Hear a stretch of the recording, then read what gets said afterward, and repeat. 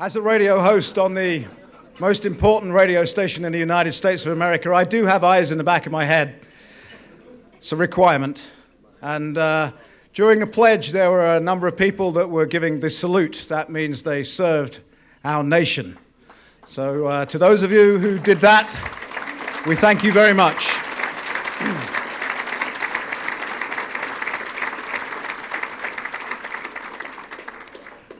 I want to recognize a few people who are here tonight. If you can give us a wave, stand up, whatever you wish to do, that would be great. We are very privileged tonight to be joined by Governor Bob Ray. Governor Ray, over there, ladies and gentlemen. Nice to see you, Governor. You're looking well. Very nice to see you. We're joined tonight by State Senator Mike Grunstall. No, he's not here. He's not seen the light yet? Wow. I'm sorry. We do have a state senator here. That is Jack Whitver. Jack.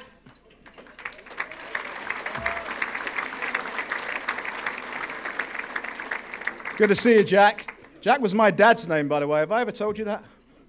Jack was my dad's name, so nice to see you, Jack. House Representative Peter County's here. Over there.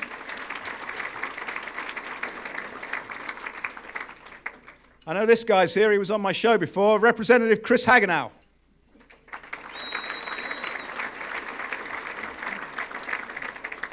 Representative Eric Helland is here.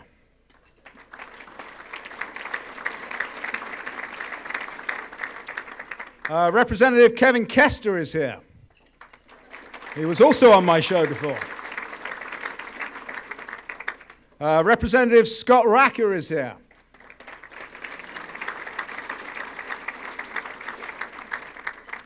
Supervisor Bob Brunell is here.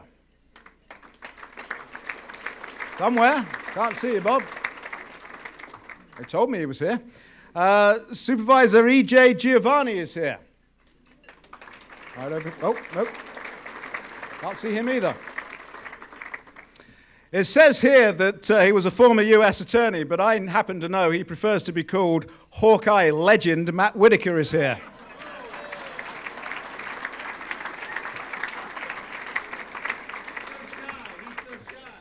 We also have a couple of candidates for the Iowa House. Jim Carley is here. Over there. And John Landon is here, who I know is over there because he already gave me his card. Self-publicity, very important. Good stuff. We also got to recognize a couple of sponsors, table sponsors. We've got Tom Lathan's table. Where are you guys? You're in here somewhere. Over there. There you go. And also the Strong America Now table is here somewhere as well. Over there.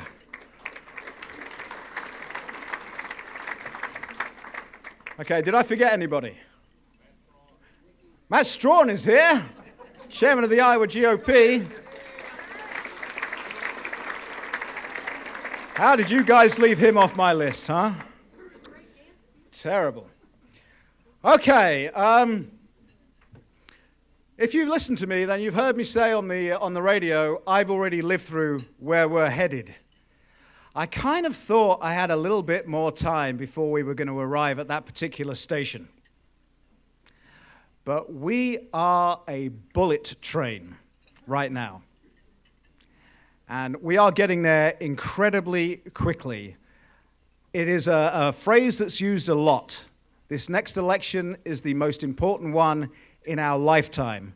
But I got to tell you, having lived through socialism, this is so important. I genuinely believe the republic is at stake. So next election is very important. One of the things we live with in a socialist country, and I keep getting asked if I'm from Australia. No. I was born in London, England. I am now a very proud and patriotic American. I am not a British American. And if you approach me, you approach me and suggest that, you better hope it's not one of those days that I'm packing. One of the most important things we have to deal with in a socialist country is nationalized health care. So Obamacare is going before the Supreme Court next year, and that's great. It's about time. Should have happened much sooner. We shouldn't even have messed around. The Supreme Court should have picked it up straight away because we all knew it was going to end up there. But I got to tell you, there are no guarantees that it is going to be kicked out. No guarantees they're going to regard even the mandates as unconstitutional. No guarantees at all. So it may well take a new Congress, a new president to make sure it is repealed. And repealed it must be.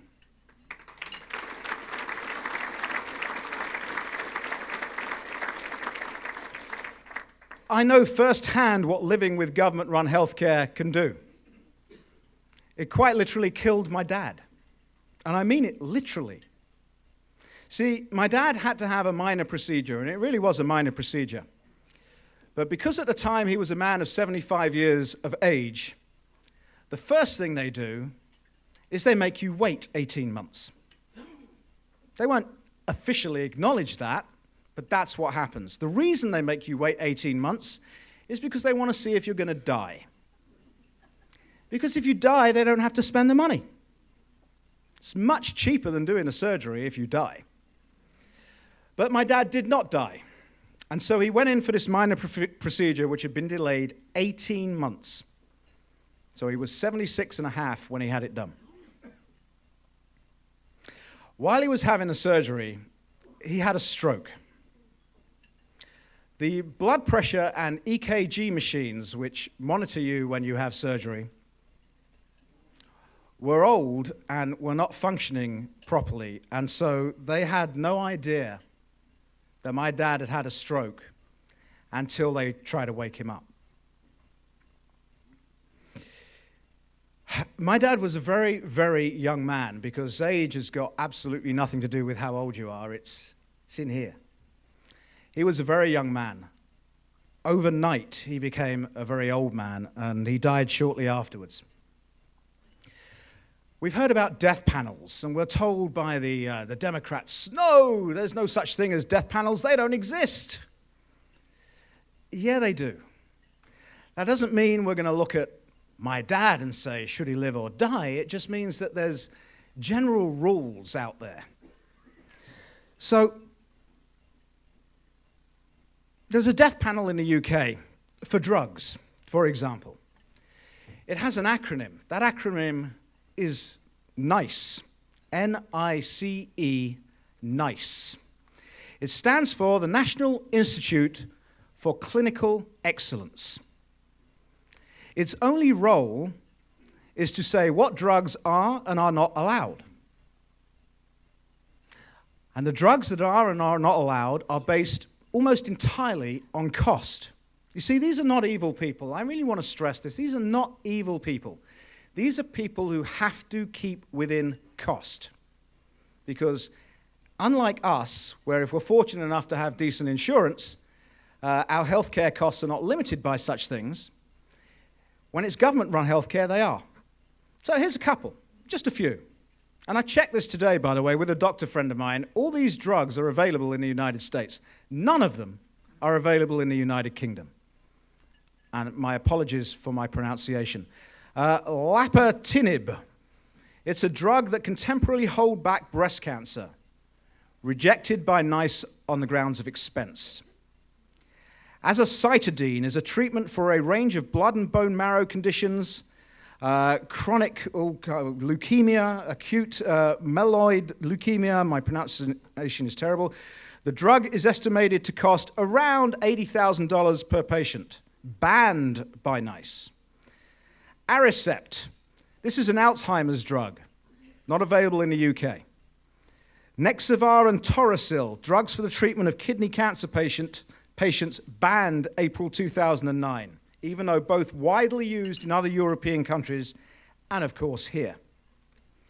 So this all leads to Britain having some of the worst cancer survival rates in the developed world. A report by the Organization for the Economic Cooperation and Development compared medical data across Europe, the United States, Japan, and South Korea. It found that Britain came second to last in bowel cancer survival rates. Britain's survival rate is 51.6%, compared to ours here in the United States, 65.5%. Breast cancer survival rates are just as bad, and if you have a heart attack in the UK, well, 6.3% of you are going to die within 30 days, compared to the average across all those other countries of 4.3%. One final thing you need to know. We here in the United States already spend more than double per person of taxpayer money on health care than the average of all those other nations. That's what we do right now. This is why Obamacare must go. Just one of the many reasons it must go. We cannot play with it. We must destroy it. And once it's gone, then we can look at real health care reform.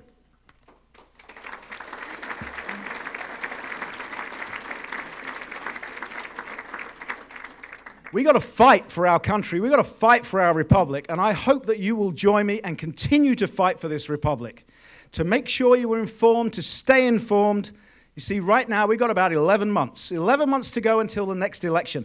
11 months until we get to tell those dirtbags who have worked so hard to destroy our nation that it is time for them to go home and stay home.